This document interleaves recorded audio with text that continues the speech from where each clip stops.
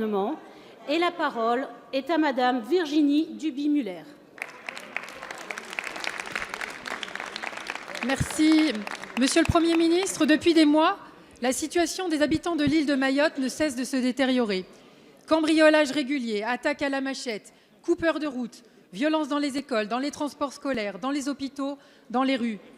Cette situation doit faire réagir chacun des députés que nous sommes et je tiens à associer mon collègue Mansour Kamardine, actuellement sur place. Croyez-moi, aucun autre département français n'accepterait de connaître le sort de Mayotte. Moi-même, j'avais eu l'occasion de me rendre sur place et de constater cette réalité locale. Le cœur du problème mahorais, c'est surtout une immigration clandestine, totalement incontrôlée, et des dizaines, des milliers de Comoriens. Pour le président de la République, cela semble un sujet humoristique avec des quoi ça. Pour nous, c'est plutôt une problématique urgente et dramatique qui nécessite mieux que des mesurettes. Monsieur le Premier ministre, les Mahorais ont l'impression d'être abandonnés par la France. Ils vous appellent au secours et les îles sont aujourd'hui bloquées. Vous avez fait le choix de laisser Mayotte dans le silence. Vous n'avez même pas daigné vous déplacer et vos annonces tardives sont dérisoires face à l'ampleur de la crise.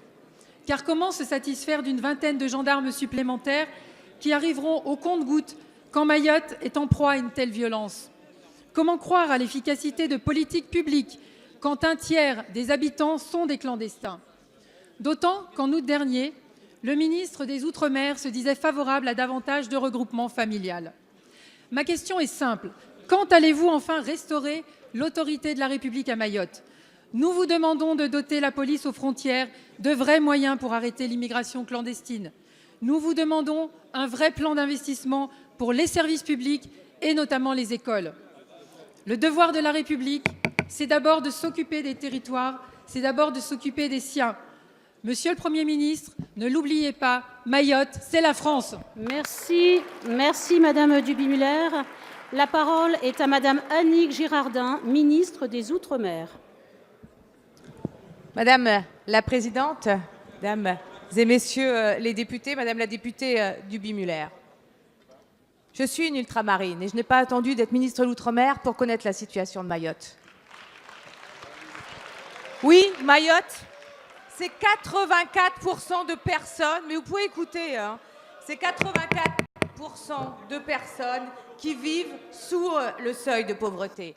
Oui, Mayotte, c'est 4 fois plus de population en 30 ans. Oui, Mayotte, c'est 45% de personnes étrangères en situation irrégulière.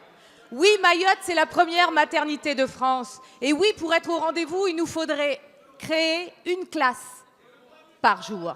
Alors oui, la situation de Mayotte, c'est le territoire de tous les défis. Et oui, la sécurité est ma priorité, comme celle du gouvernement. Et oui, nous avons cet héritage que nous allons assumer. Et oui, il est scandaleux qu'il y ait eu des violences dans les établissements scolaires. C'est pour ça que nous avons 2 pelotons de mobiles en cours pour sécuriser la rentrée scolaire de lundi. Mais ce n'est pas suffisant. Et avec mon collègue ministre de l'Intérieur, Gérard Collomb, nous annoncerons dans les heures qui viennent d'autres types de mesures. Mais la question est plus profonde. Au-delà de la sécurité, la question est de se dire quel est l'avenir de Mayotte. La départementalisation a été accompagnée, et pas par ce gouvernement, par plusieurs gouvernements, de manière insatisfaisante. Alors nous allons proposer aux élus du territoire, comme je l'ai fait depuis plus de 2 mois, d'ouvrir une conférence sur l'avenir de Mayotte. Cette conférence de l'avenir de Mayotte, nous allons la mettre en place avec le résultat des assises des Outre-mer et après avoir remis la sécurité, parce qu'il faut travailler avec du calme. Et ce n'est certainement pas l'huile mise sur le feu par vos propres amis sur le territoire qui permettront aux Mahorais d'aller mieux. Merci Madame la Ministre.